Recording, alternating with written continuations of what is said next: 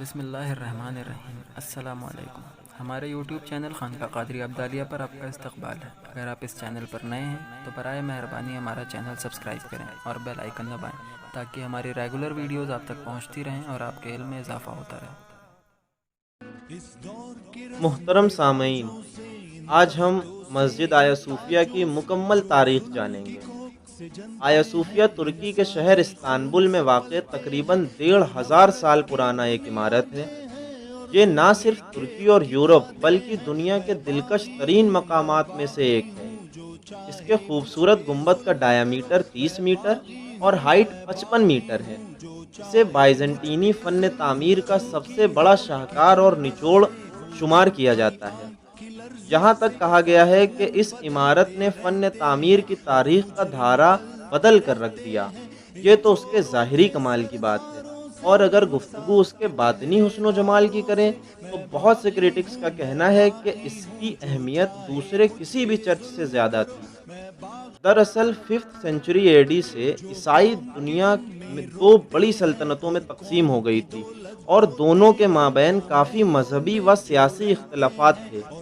ایک کا rolling centre waste میں موجود اٹلی کے سٹی روم میں تھا، جبکہ ایسٹ کی کیپٹل کانسٹنٹی نوپل تھی، اور آیا صوفیہ اس کی ہیڈ چرچ تھا۔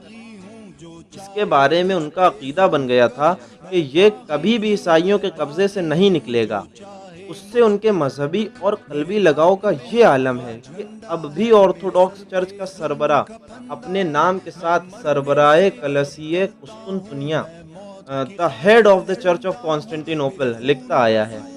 آیا صوفیہ کی بنیاد سب سے پہلے 360 اے ڈی میں عیسائی دنیا کے سلطان اعظم قسطنطین نے ڈالی۔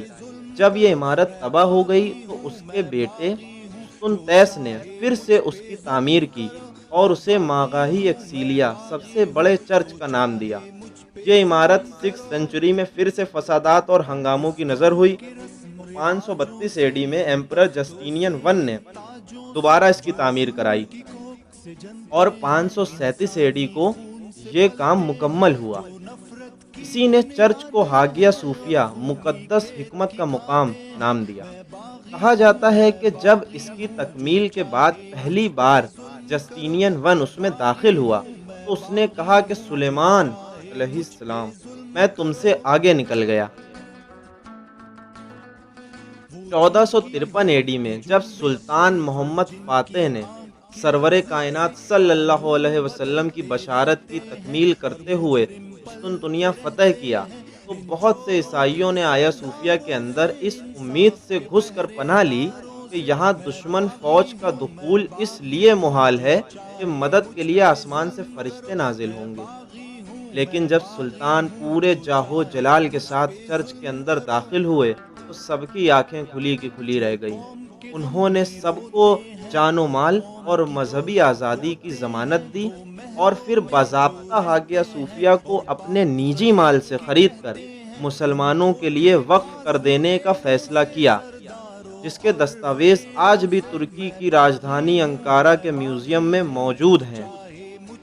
1953 اے ڈی سے 1931 اے ڈی تک آیا صوفیہ مسجد کے طور پہ استعمال کی جاتی رہی۔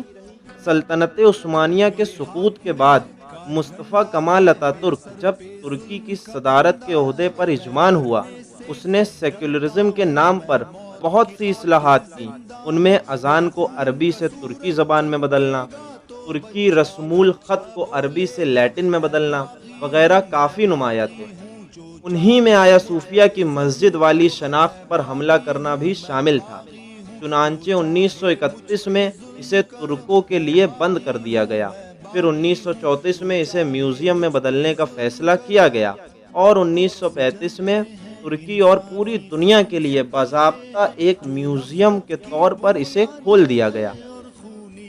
ان ڈیٹیلز سے ان لوگوں کا آبجیکشن بیس لیس ہو جاتا ہے جو یہ کہتے نہیں تھک رہے کہ میوزیم کو پھر سے مسجد میں لوٹانے کا فیصلہ تہذیب و تمدن اور اخلاقیت کے خلاف ہے۔ حیرت ہے کہ معمولی سی یہ بات نہیں سمجھ پا رہے کہ جب سلطان فاتح نے اسے خرید کر مسجد بنا دیا تھا تو پھر تاریخی طور پر غلطی اتاترک نے کی، اردوغان نے تو بس پہلی والی حالت بحال کی۔ اور وہ بھی اس رعایت کے ساتھ کہ ترکی و غیر ترکی، مسلم و غیر مسلم اب بھی اس ہسٹوریکل مونیومنٹ میں وزٹ کر سکتے ہیں۔ آیا صوفیہ کی مکمل تاریخ ہم نے آج سن لی۔ آپ سے گزارش ہے کہ اس ویڈیو کو زیادہ سے زیادہ شیئر کریں تاکہ اور لوگ آیا صوفیہ کی مکمل تاریخ جانیں۔